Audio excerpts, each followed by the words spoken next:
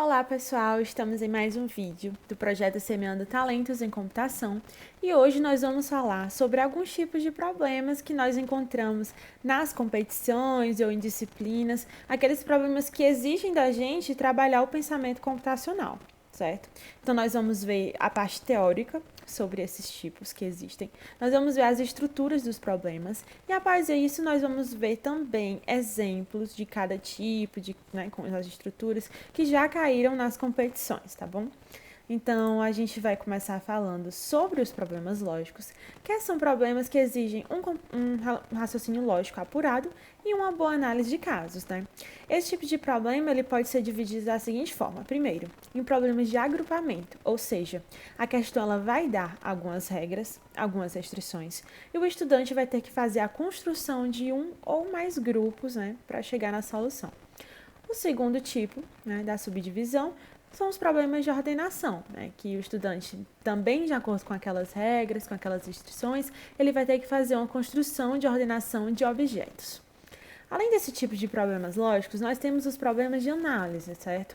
Nesse tipo, os estudantes eles precisam estudar o comportamento de um algoritmo descrito informalmente. Então, não vai estar lá dizendo qual que é o algoritmo, né, qual que é a complexidade, vai estar de uma forma escondida, entre aspas, né? E ele vai ter que trabalhar em cima disso. Além disso, estes problemas eles costumam pedir sequência de instruções com erro ou completar um conjunto de cenários exaustivos. Além desse tipo de problema de análise, nós temos os problemas de simulação, né, que são tarefas simples que pedem aos competidores que sigam um conjunto bem definido de instruções. Então, a questão ela meio que já disponibiliza um passo a passo que o estudante tem que seguir para chegar na solução.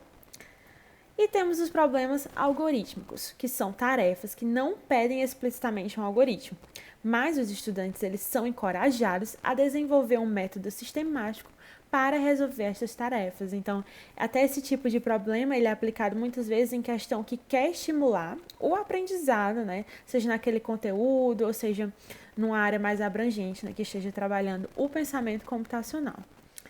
E além desses tipos, nós temos as estruturas que cada problema ele pode apresentar. Primeiro, nós temos o cenário. O cenário ele introduz conjuntos de variáveis, ou seja, pessoas, locais, coisas, eventos, etc. Ele dá um problema do seu dia a dia, uma coisa que existe realmente.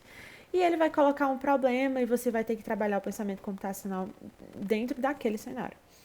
Além disso, temos as regras, né? Após cenário vem regras, que são conjuntos de declarações que descrevem as relações entre as variáveis. Então, geralmente a questão ela vai te dar as restrições do que pode ser feito ou não pode ser feito para te ajudar a resolver. E após isso tem as perguntas, que são o conjunto de perguntas relacionadas às variáveis e às regras. Então, dá o cenário, né? Diz o que é que pode ser feito, o que é que não pode ser feito, e após isso pergunta alguma coisa, né? Tenta te extrair algum tipo de solução. Então, nós temos um exemplo que é chamado sorveteria. Foi uma questão que caiu na Olimpíada Brasileira de Informática no ano de 2009, fase 1, nível 1. E nós vamos ver primeiramente o cenário, que é como começa a questão. Ele diz assim, para montar seu pote de sorvete, você precisa escolher 5 dos 7 sabores disponíveis. T, U, V, W, X, Y, Z. E as seguintes condições se aplicam à sua escolha. Então, a gente percebe aqui que ele deu uma situação do mundo real, né? Falou sobre uma sorveteria, o tipo de sorvete, deu nome às variáveis, que são os sorvetes, né? Deu o nome de T, U, V, W e assim vai. E agora ele já deu abertura para o que está vindo, que são as restrições. As regras que falam aqui nessa questão da sorveteria são as seguintes. Cada sabor pode, no máximo, ser escolhido uma vez. W ou Z deve ser escolhido, mas não ambos. Se Y é escolhido, então V também deve ser escolhido. E se U é escolhido, então W não pode ser escolhido. Então, essas são as restrições que o estudante ele vai ter que utilizar, certo? De acordo com esse cenário que foi dado para ele. E aí que vem a pergunta, que é a próxima parte da estrutura. Se U for escolhido, então qual deve com certeza ser também escolhido? Então ele dá aqui algumas opções e o estudante vai ter que olhar para as regras, olhar para os cenários, né, que deu as variáveis, que deu a situação, para resolver a pergunta. Então, esse foi um exemplo, né, de uma questão que aborda essas estruturas que a gente falou.